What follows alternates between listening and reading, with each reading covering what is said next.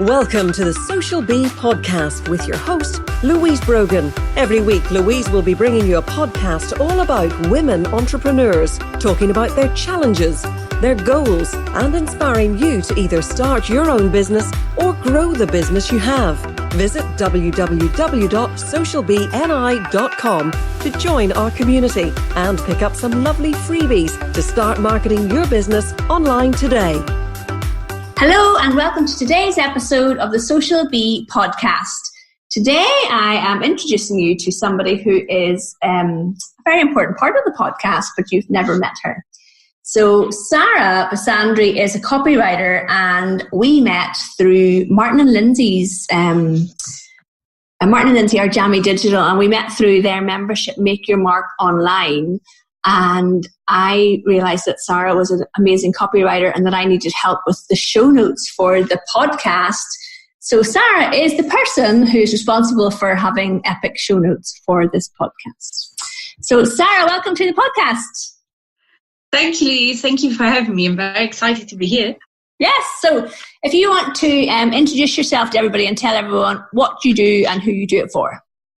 Yeah, sure. So I call myself a content writer, and I help podcasters like yourself, personal brands and small businesses with blogging mainly. So at the core of what I do is writing blog posts that I either write from scratch or that I repurpose from audio or video. And then I write any writing services for podcasters, really, like show notes, newsletters, introductions, descriptions, that kind of thing. Mm-hmm. How did you get into this, Sara? Interesting question. So like many other people, I used to have a corporate job. I was a business analyst, much like your husband. Yes. And I left nearly 3 years ago due to the fact that it just wasn't working with the logistics of having 3 children, just like you guys. Yes, know that well. Yeah. Yes, at the time I had one boy in school, one in nursery, so mornings only, and one was at home with a nanny. Mm-hmm. So with the nanny leaving, I was like, I don't know how to do this. So I decided it wasn't going to work for me to be in an office 9 to 5. And I decided I've got to do something else, but I just don't know what. I'm good at writing.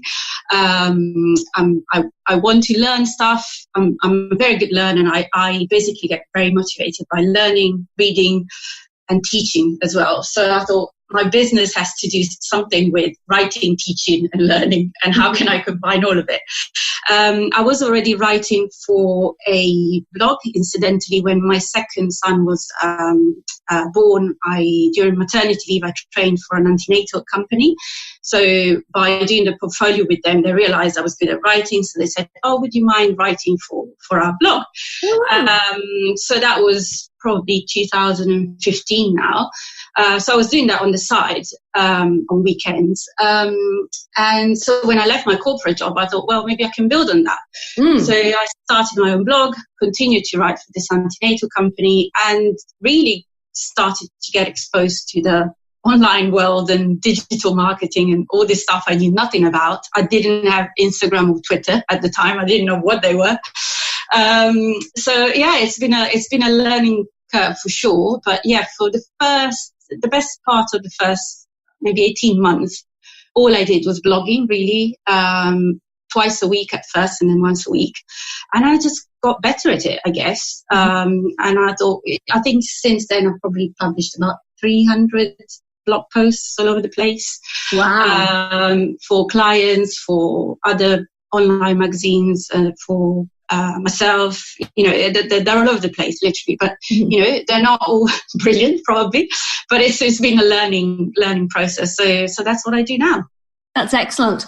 So it's really what I find fascinating about the online world for business is like what you say, when you're in a job and you're a corporate job and you're going to work and you're earning money and you're coming home and you've got your family and everything and all the stuff that you do, and then you can, it's almost like you get a glimpse into this other way of how people work and live. And like I'm fully immersed in it completely. But still, when I go to the school pickup and you say to somebody, what do you do? Oh, I have an online business. There is no concept of what that means. It is like a different world, isn't it? Yes, I think obviously people see me every morning and every afternoon. So obviously they assume I don't work. I get those comments from people like, oh, I've been cleaning all day, I've been cooking all day, I haven't sat down for a cup of tea. And I just smile and nod because I'm like, no, that's not me. I was working all morning. I actually didn't even step into the kitchen because I got work to do. But I'm like, you know what? It's harder to explain. So I'm just going to smile and nod and pretend. I'm also very domesticated and then cooking and cleaning. But I'm like, no. Oh, there has been days in our house where I get to 5 o'clock and I think, oh, I forgot to make anything for dinner. I know, right? Yeah. So that's really interesting. I love how as well these opportunities find us. So the antenatal piece that you were doing on the side kind of showed you that there was opportunity out there for you to create a business out of this, wasn't there? Yes, completely. So I feel very lucky I kind of stumbled across that because it kind of showed me the way to something else. And do you still work with that company? I don't anymore. I continued to after leaving my job, and then about a year in, I stopped. I stopped being a teacher for them. It's a franchise, and so they felt that without being a teacher, I couldn't necessarily write for them. Okay. So I stopped because basically being a teacher wasn't really going to be part of my business model. I was in it for the writing. So I thought maybe I'll switch to writing full time. That would make more sense. Yes, I think they were a bit short-sighted there. I think they should have kept you on as a writer. I don't know. Maybe it didn't. I don't know. Didn't work with their rules and regulations. Yes, who knows? So after that, where did you start to find clients? So I had a blog. I had my own personal blog, lifestyle blog, where I talked about things that mattered to me at the time. So mindfulness and being more present and trying to juggle everything. I really went into the stress and overwhelm space. And I started meeting people online through memberships, like yourself. Just like that, and people just started coming to me kind of naturally going, well, you're great at keeping, the consistency is the amazing thing. Like, how do you do it? How do you keep writing? How do you show up every week? And I'm thinking, but this is what I do. This is all I do. I don't have one-to-one clients for coaching or things like that. The writing is the core of what I do. So for me, it's easy. And people started asking me, actually, the first few clients were people who approached me and said, well, would you write for me? So it's just really by making connections online and showing people I could do the job. And I was good at what I did, I guess. Sarah, where is your accent from? Oh, I'm Italian. You're Italian. I'm from Italy, but I've been here for 16, 17 years now. So, yeah, quite a while. And do you find that people would have preconceived ideas then about your ability to write their content if you weren't, what do you call it, native-born English speaker? What would you call that?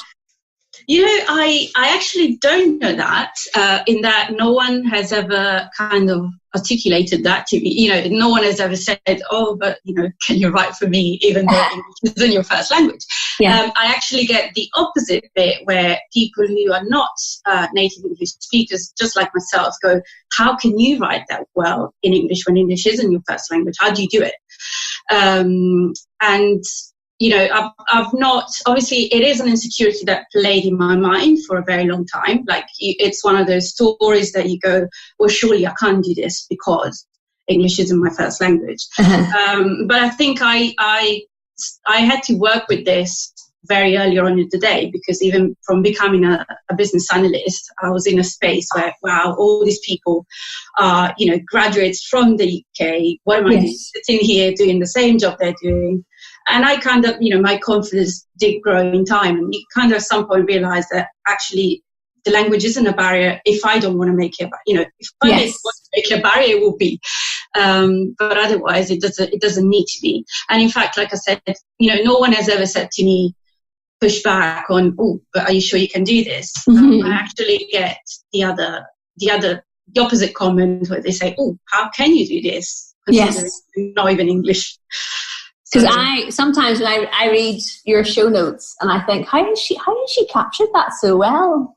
I am trained, but that's, you know what, I think that having worked, I mean, part of it is personality, but I think having worked as a business analyst for so many years, like 12 years, has actually trained me. I need to listen. I need to listen to people, to what people say. And that's a skill I have. I guess that's how I learned English in the first place. I tune in into how people say stuff.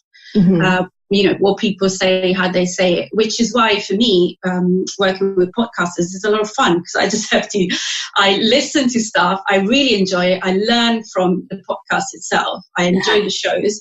And at the same time, I just pick up all these nuggets that I notice sometimes not even, the podcaster or business owner will notice the phrases that they use all the time. They're not aware of it, but I become aware of it very soon. So I love that. That's so funny. What other podcasts do you work on? So I am working with Martin and Lindsay, so on the Make Your Mark Online podcast.